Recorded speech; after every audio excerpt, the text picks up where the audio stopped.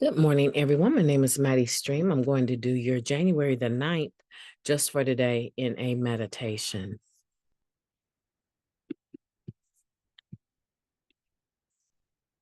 How are you doing? I hope you're doing good. It's a little after 4 a.m. here, and I have just a few minutes before I need to be on the international meeting hosting the meeting. So let's go ahead. The title of this meditation is Returning Our Sponsors Care. Returning Our Sponsors Care. Our earliest involvements with others often begin with our sponsor. That comes from the basic text, page 57. Our sponsors can be abundant sources of recovery information, wisdom, and loving words. They've done so much for us, from the late night telephone calls to hours spent listening to our recovery writing. They've believed in us and invested their time to prove it. They've lovingly and firmly shown us how to be honest. Their boundless compassion in times of turmoil has given us the strength to go on. Their way of helping has prompted us to seek our answers within us, and we've become mature, responsible, confident individuals as a result. Though our sponsor has given so generously and has never demanded repayment, there are things we can do to show our appreciation. We treat our sponsor with respect. They are not trash cans designed for us to dump our garbage in. They have their times of trial, just as we do, and sometimes need our support. They are human, having feelings, and appreciate our concern. Maybe they would like to receive a card in the mail or a phone call expressing our love. Whatever we do to return our sponsor's kindness will enhance our personal recovery, not to mention the joy we'll bring to our sponsor. Just for today, my sponsor has cared for me when I couldn't care for myself. Today, I will do something nice for my sponsor. Let's take a moment of silence followed by the we version of the Serenity Prayer. Moment of silence now, please.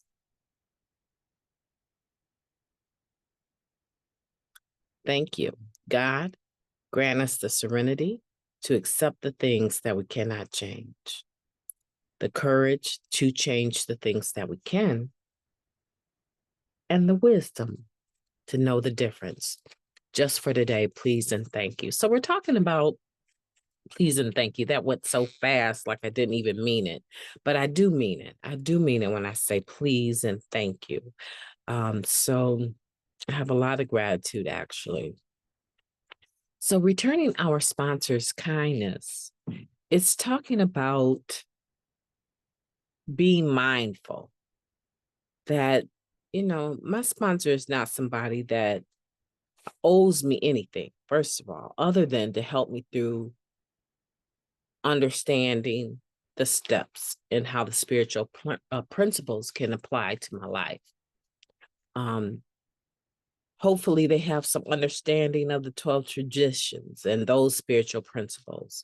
And hopefully, even as they serve through sponsorship, hopefully they have an understanding of the 12 concepts of service and can help me learn how to keep what I have by giving it away with those spiritual principles, right?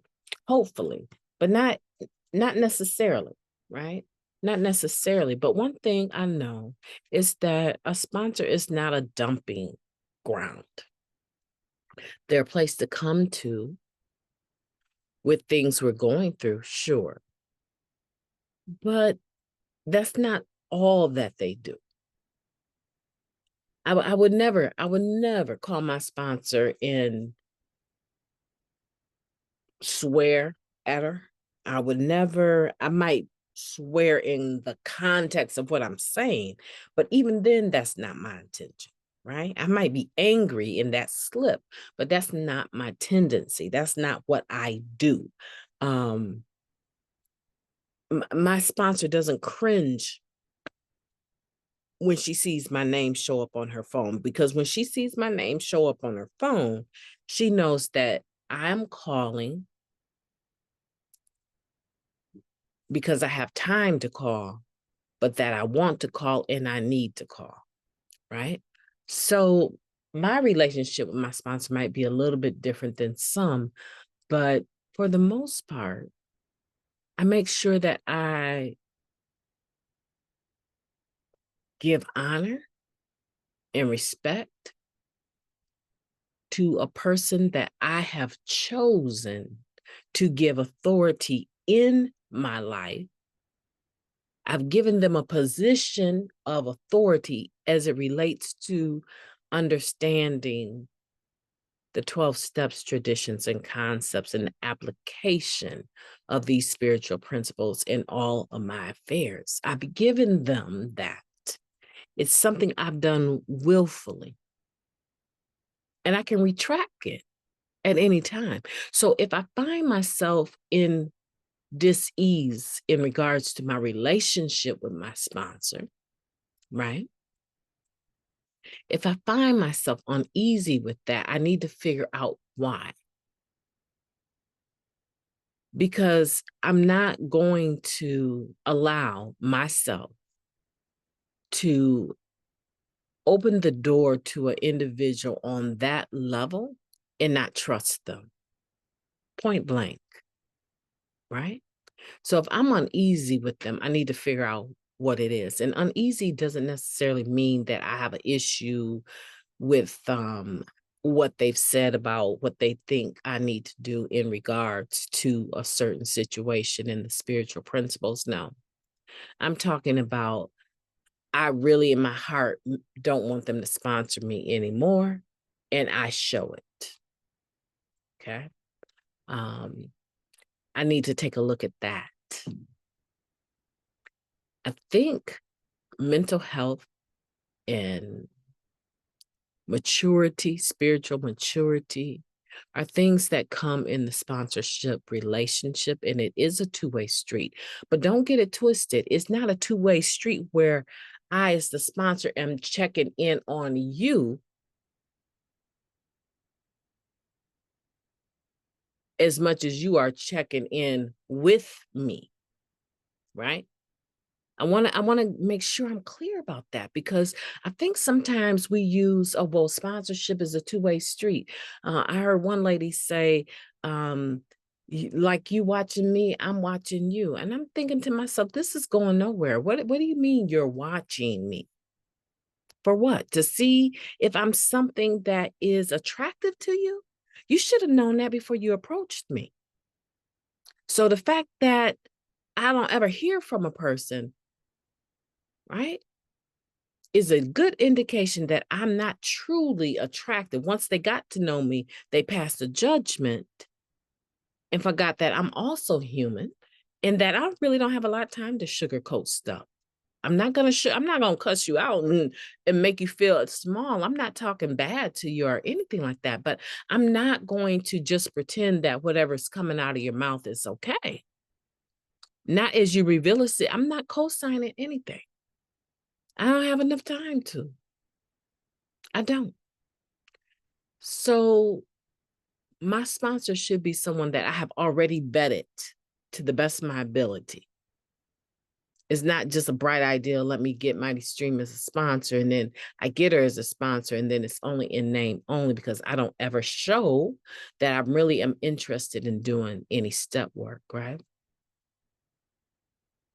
And I always tell my sponsees, if I'm not working for you, find another sponsor. And I guarantee you, don't make it a big deal that you need to come to me and explain to me the reasons. And even though I would love to hear why I'm no longer sponsoring you, that's not your priority. Your priority is to get someone that you will work with. And if you find that you cannot work with me, I don't need an explanation as to why you're not working with me or that you're getting another sponsor, because in essence, your behavior will tell me that I'm no longer sponsoring you long before you ever get it out of your mouth. Right? I'm not new to this. I'm true to this. And so we need to, when we're dealing with our sponsors, remember that we are the ones that chose them.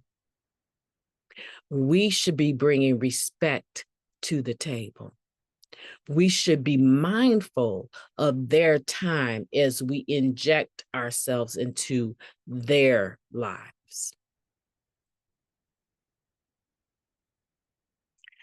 I'm not saying worship your sponsor. I'm not saying put them on a pedestal. I'm saying be mindful that you chose them, that you supposedly vetted them before you chose them. This is why sometimes we outgrow our sponsors. I'm not saying that we grow more spiritual than our sponsors. I'm saying that we outgrow, meaning the pair of pants that we put on are no longer fitting because we have matured in our needs spiritually. Our understanding spiritually is no longer at that rudimentary level, at that young level, right? I'm no longer a newcomer. I have an understanding of my higher power that doesn't have to match yours. I'm a person, I really come from a very violent background. I don't like violence in recovery. I don't enjoy confrontational people. I don't enjoy loud mouth, cussing, gangster type people. I don't enjoy that at all. And I do not intentionally, I do not include those behaviors, right? Those type of people that act that way in the rooms. I'm very short. You can come so far, but not any further than this, because that is something that I'm drawn to, right? You know how they say, if you spot it, you got it? I'm drawn to that. That's the old me. And I don't need any influence that way. So no, I don't enjoy it when someone calls me up and they cussing and swearing and they do that for 5 minutes before they can say, sponsor, how you doing today? No, you start the conversation like that. How are you today? So I'm not drawn to that. What is it you need? What's going on? And then I respond and then I cut it short because I'm not drawn to that. I can't be pulled into that because I'm automatically am drawn to it, right? I'm automatically drawn to it. I don't waste my time spending my time in the presence of that behavior because that is something that I could slip into so easily. And I'm not relapsing spiritually, mentally, emotionally, and then physically over nobody. That's not going to happen, sweetheart. So you don't get my time like that. And I don't do that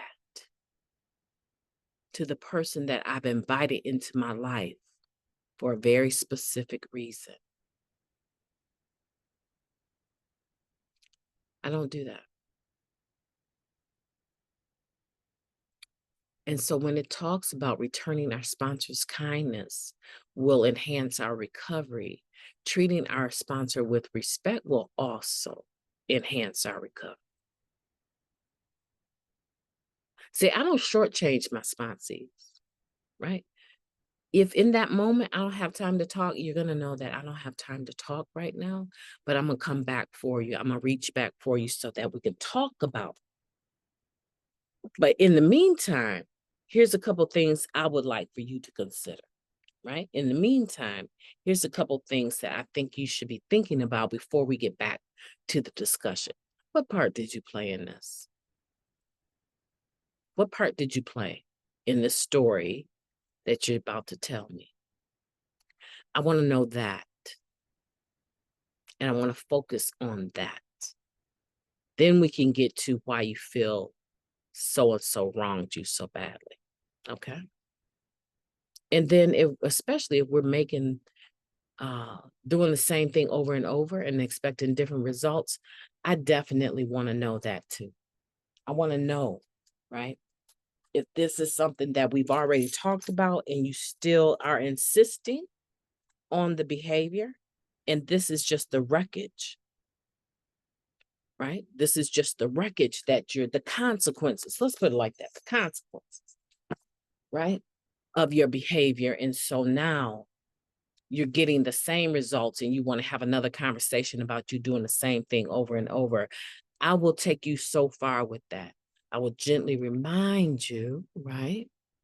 This is what we were working on, but it's obvious you're still here.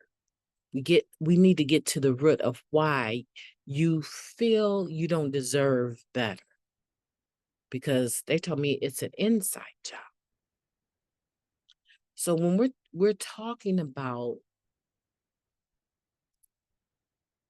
how we treat people, the sponsorship relationship is generally one of the first relationships that we get an opportunity to mature in. And most sponsors are very tolerant. Very tolerant. If a sponsor steps off from a person and they say, I can no longer sponsor you, before you let them go, before they let you go, find out what it is they see as the issue. Because that will be what you will want to focus on and figure out where you're at before you find another sponsor. Do yourself that favor, because it's very unusual for a person to say yes to sponsorship to end the sponsorship relationship. Okay. So if they end it and it's not because of time management or poor health, find out what they're feeling as to why it needs to end. Because that is a serious blow to a spirit, right? When the relationship has to end because of the behavior of the sponsee. That's a big hit. And most sponsors are not going to inflict that level of pain, knowing that a relapse might be behind it. Because we rationalize most outrageous sort of nonsense, right? So a sponsor's not usually going to end that without having talked to their sponsor. I've had a sponsor tell me, you need to come away. I'm not sponsoring your sponsees. And this is making you very unhealthy. And you need to draw some very distinct lines or let them go on and find someone else, because I really don't want to have this conversation with you again. If they rubbing you that much the wrong way and you're letting it, what do you think that I can do for you in that case?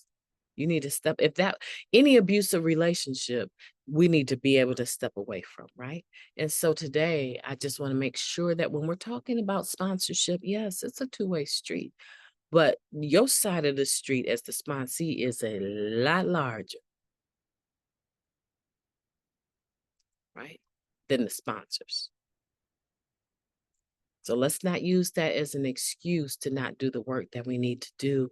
And let's not be disrespectful of the people that we have invited into our life because we say we vetted them and we want what they have in regards to recovery. My name is Mighty Stream. I've enjoyed talking to you today. I know this is a serious topic, and I know that you are going to go back over it and listen to it again and figure out where you're at. I know where I'm at. Find out where you're at and reach out to your sponsor today. Not just because the meditation says to call them or mail them something. No, no, no, no. Do it on a regular basis. No one should have to tell you to reach for your sponsor. No one should have to tell you. No meditation should have to tell you to do that. And then that's the day you flood your sponsor's phone. No, no, no. It should be already taking place. So if it's not, today is a good day for it to start. I want for you to have a beautiful day on purpose. I intend to talk to you tomorrow.